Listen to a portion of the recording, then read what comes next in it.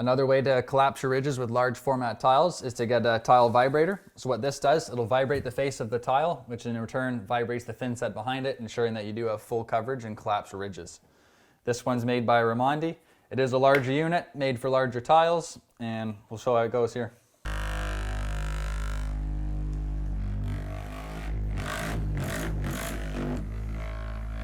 So we pulled the tile off the wall just to check what the coverage looks like behind it.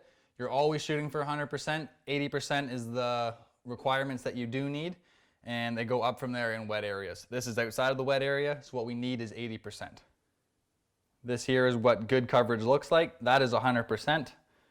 You need good coverage to ensure that the tile is bonded properly to the substrate, that you've transferred all the thinset, you've evacuated the air from behind the tile, and that that tile essentially is not going anywhere for the duration of its life on the wall. Once you've pulled it back, you do have to get all your thinset back in order. You want to make sure that you've connected all the thinset to the wall again. So the process restarts here.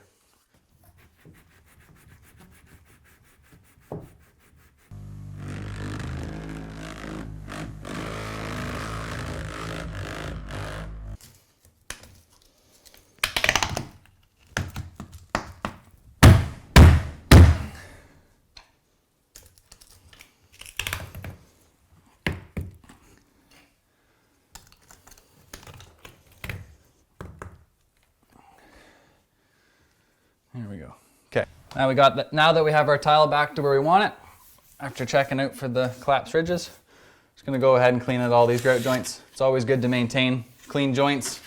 It's always good to maintain a clean job site. It's safer, it looks more professional, and it's gonna make your job easier moving forward for grouting and prepping for grout.